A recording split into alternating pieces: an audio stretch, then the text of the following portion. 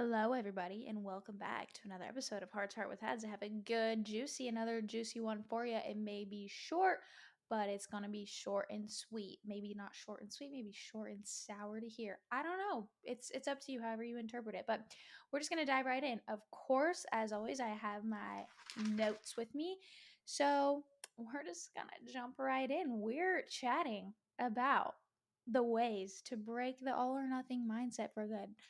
If you're someone that struggles with all or nothing on everything, it's okay. That's literally been me before. I've literally been in those shoes, so I know what it's like, and it sucks. And sometimes I will revert back into those patterns, but then I remind myself of these things, and these are things that you can do, that you can reframe within your mindset to make sure that you are not an all or nothing mindset haver person, whatever you want to say. So, we're just gonna jump right in. So, instead of being like, oh, I just have to do this, have to be perfect, yada yada. First things first is we need to ingrain in your head that perfectionism is just destroying your ego. I mean, like, let me explain what I mean by this. If you're so worried about being perfect, you have an ego issue. Yes, you have an ego issue. You just think that your shit don't stink, and that if it does stink, then something's wrong with you. And yeah, something is wrong with you. Your ego is just inflated. So fix it. All right, but let's actually get into what I'm talking about here. So, number one is change your mindset to something is better than nothing. And for the longest time, I thought I needed to be like on point, 10 out of 10, being perfect, being on point, yada yada yada. And the thing is that's just ass hat backwards to like wanting to have be a regulated person that is calm, cool, and collected and not stressed all the time 24/7. So, like, what does that look like? A 10-minute walk is better than no walk. One healthy meal is better than no healthy meals. 10 pages of a book is better than no pages of a book. And it's all about your perspective. Showing up imperfectly is better than not showing up at all. So, if you can reframe your mindset to be focused on doing something, even if it's not totally what you wanted it to be, you wanted it to be so perfect, that's better than nothing. And it shows that you're consistent. Yes, and you want to be consistent. We love consistent queens. So, I was writing. What did I even write down? I can't even read my notes. Silly Hadley. Silly me.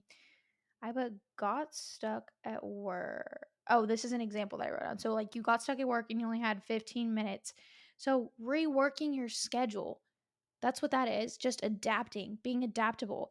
You went on a walk instead and changed your training day for another day. This has happened to me before where I got so caught up inside of my work and I was like, well, I wanted to go, but then I just got so consumed. So I'm not just gonna throw the whole towel in and be like, oh, f my macros, f the gym. I'm never gonna see the progress I want to see. No, I'm just gonna go on a walk and I'm still gonna get my steps and I'm gonna change my training day to tomorrow and change my nutrition around because my rest day nutrition is a little bit lower than my training day. That's all you have to do. Like, just adapt. So you overthink things and then you spiral, and that's what makes you feel like a freaking garbage can. But it's all about your perspective. Like I said, showing up imperfectly is better than just trying to be perfect or not do anything at all.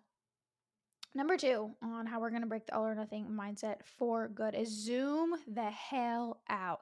You are so focused on the here and the now that you don't see the bigger picture.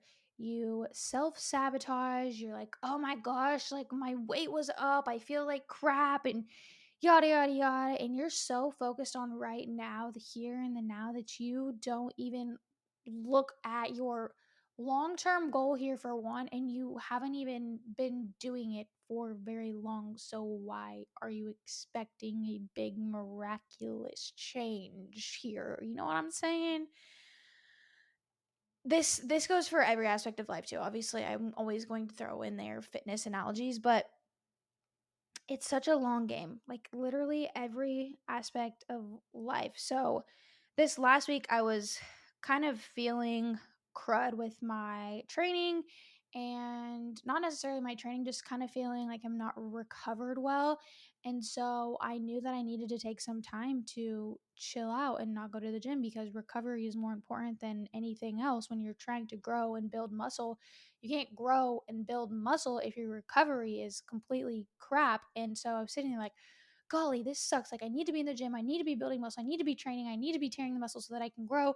And I was like, you're not even recovering to repair the muscle that you damaged from 3 days ago. So why do you think going to the gym would be better? So you have to zoom out and look at where you're trying to go. Like for me, obviously, it is in my desire to compete again. And I don't know when that'll be, but I know that I have to work on this stuff now so that when the time does come, I'll be in a good spot mentally and physically for seeing that progression that I want to see inside of the gym, for building that muscle, for having the physique that I know I need to be bringing to the stage. Now, this goes for anybody too, like on their own health and fitness journey.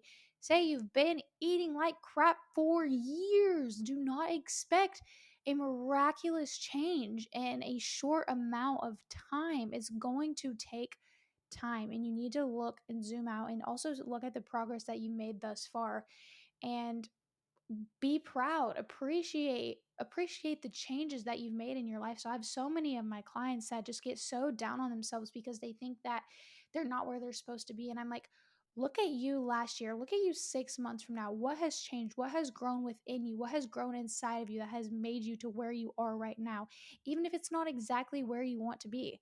Like, stop, reflect, and think. And I think that's another thing too, is like we are so just like go, go, go, go, go. We never actually sit down with ourselves and be like, holy shit, I have accomplished so much. I'm proud of myself. I don't think very many people tell themselves that they are proud of what they have accomplished, of the habits they've changed, of the things they've overcome. These are things that you should not take lightly. Whenever you start showing gratitude and appreciation for yourself and the accomplishments you've made, that's going to make the journey so much more sweeter. And I'm taking my own advice here, but I've gotten better along the way. Let's see what else I wrote in my notes on that, because I didn't even look at my notes one time. So, I mean, this can be for anything: life itself, relationships, your job, career, school, business, health, fitness, journey, whatever. You're going to wake up one day and be like, yep, this is it. This is the physique I want. This is the physique. I feel good. I'm done. Like, you're not just done. You don't just quit because you hit that point. No. And another thing, too, is like, this is an analogy I've heard, is you don't slash all the tires just because one went flat. That's just, it's, doesn't make sense. What else did I write? I put, oh, the trend. Like, you need to be looking at your trends. So, like I said, it doesn't just take a day, a week, a month, or even a year. The short term slip ups don't, well, I can't even read what I write. Hadley, you're so silly. Oh, short term slip ups don't ruin your long term success. That's true. That's true. That's true. That's true. Anyways, we'll just move on to the next one, because I would rather just not even look at my notes, because I'm just like, what are you writing? I can't even read my own handwriting. Anyways, number 3 on ways to break the all or nothing mindset for good. Make some bare minimum standards for busy days. Ask yourself, what would your bare minimum look like in a day? I want you to actually sit with yourself and think, okay, what would my bare minimum day look like to me? Like, what would I accomplish? Create some sort of a plan, a base for whenever things are crazy.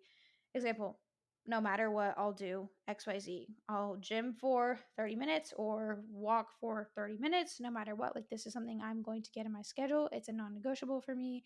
I have to do it. No ifs and or buts. Even on a busy day, I'm doing it. And for me, this is getting my water. This is something I will get in no matter what. It's a non-negotiable for me.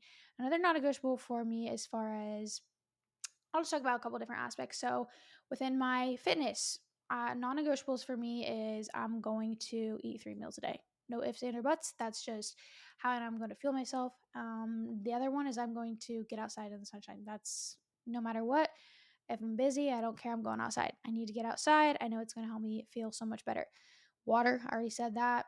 a gallon, that's literally a non-negotiable for me. And some business things that are daily non-negotiables for me: reading 10 pages of my book, sending 5 DMs. Obviously, client fulfillment, that's at the top priority. I don't even need to put that in a non-negotiable. um, reading 10 pages, sending my 5 DMs a day, and doing things that are going to help propel myself forward for my career, my business, and just to keep it up and running and going and keeping things running smoothly. So those are just a couple things. And then, like, relationship wise, obviously I make time to be present in the day, and I cook meals so that my boyfriend can be fueled. And those are just daily non-negotiable things that I do to that are like bare minimum standards for myself. And everyone's standards are going to be completely different, but those are mine. So it's not always about going all out every single day. That's what leads to burnout, but it's about just not disappearing, not giving up whenever things get hard. So make yourself your 10, not 10, make yourself your bare minimum days. Like, what, like, map out what do you want your bare minimum day to look like. Things get busy, things are crazy, things are hectic.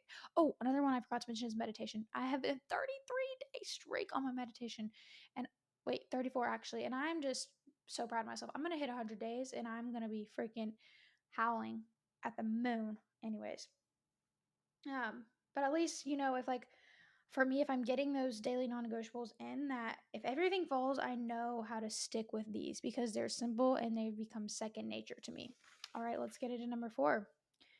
Number 4 on 5 ways to break the all or nothing mindset for good. Watch yourself talk. Oh my gosh, one of my clients today, I was like, do you hear the way that you talk to yourself about yourself? Like, no wonder you're feeling the way you do, because the way you talk to yourself. I was like, we're making it mandatory that you were doing daily affirmations, and you're going to believe it. You don't just do the meditation or do the affirmations and be like, oh, yep, done, checked off the box. No, you have to feel it. You have to become a changed person after doing it, and that's hard work, but you have to do it.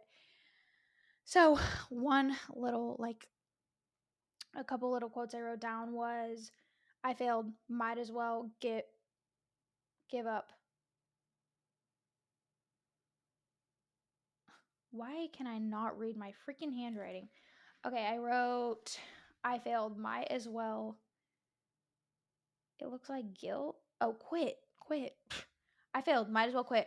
And then, like, the reframe from that was just one moment. I can keep going. So stop identifying as someone who always fails. This is huge. Do you think that the way you talk to yourself and the way you speak about yourself is who you are? Like, that's just part of it. Your thoughts are going to shape your reality 100%, and until you can grasp that and change the way you think about yourself and the world around you, you're always going to be stuck, and you're never going to achieve the goals and the dreams and the desires that you have. That's just literally part of it.